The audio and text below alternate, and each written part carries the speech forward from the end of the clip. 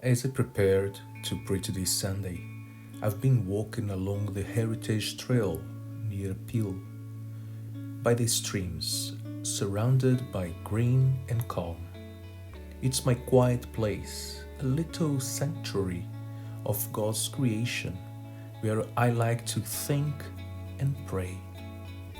Here, the flow of the water and the gentle sounds remind me that worship happens not just inside churches, but in nature too. It helps me reflect on a story from Acts about Paul and Lydia, a story that still speaks powerfully to us today. Paul had a vision, a call to Macedonia, a place beyond the familiar Jewish synagogues and structures. When he arrives in Philippi, a Roman colony, without a synagogue, because it lacked enough men to form one, he finds Lydia by the river.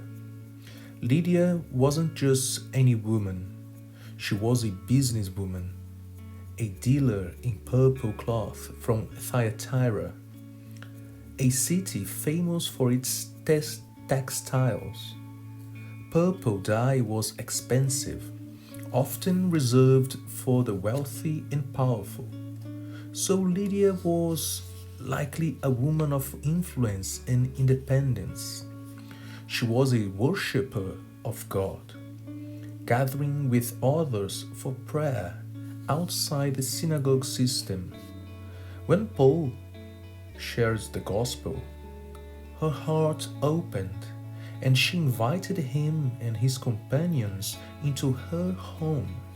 This home became the first Christian church in Europe.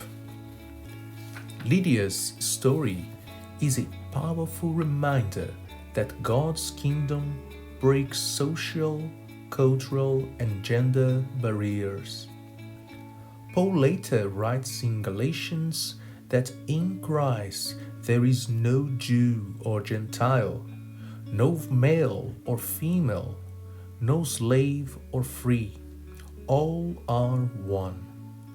Lydia's leadership, faith, and hospitality challenge us to see every person as valuable in God's eyes, regardless of status or background. Reflecting on Lydia's place in history, I'm reminded of my own travels in ancient lands, cycling near biblical sites, crossing rivers like the Euphrates, and experiencing cultures where women still face deep inequalities. I recall a dinner in a Muslim household, sitting on the floor with the men eating first, while the women and children ate their leftovers in the kitchen.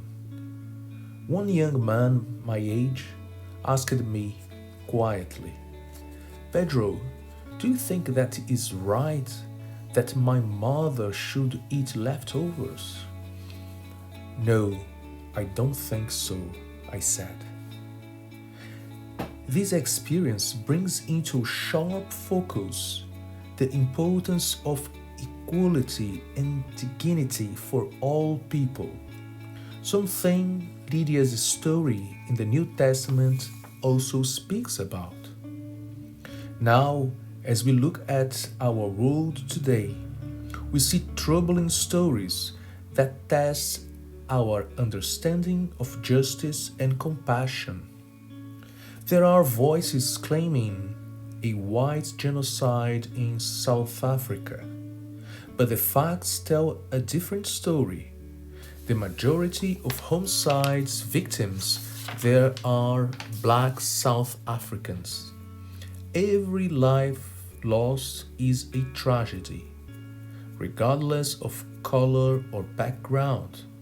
As followers of Christ, we must grieve for every soul, recognizing that human life has no color, no accent, no social status.